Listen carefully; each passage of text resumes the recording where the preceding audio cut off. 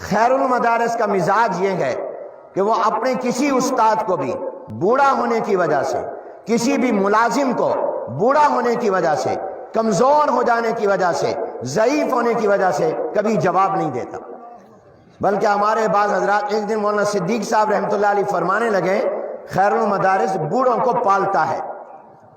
اور یہ ہم کیوں کرتے ہیں؟ جس نے اپنی جوانی لگا دی، جس نے اپنی صحت اور طاقت کا زمانہ مدرسے کو دیا، کیا جب وہ بوڑھا ہو جائے، بیمار اور کمزور ہو جائے تو مدرسہ اس کو جواب دے دے؟ یہ بے وفائی نہیں ہے،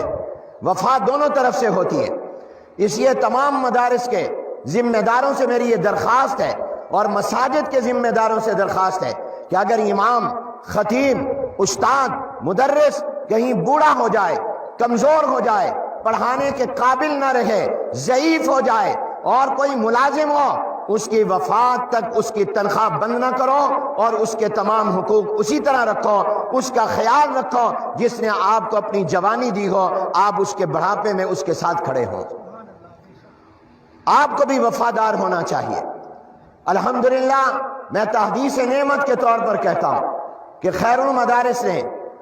الحمدللہ ہمیشہ اپنے ضعیف اور کمزور اور بوڑھے ملازمین اور اساتذہ کو بھی اپنے سینے سے لگا کر رکھا ہے، اور اس کو ہم اپنی سعادت سمجھتے ہیں،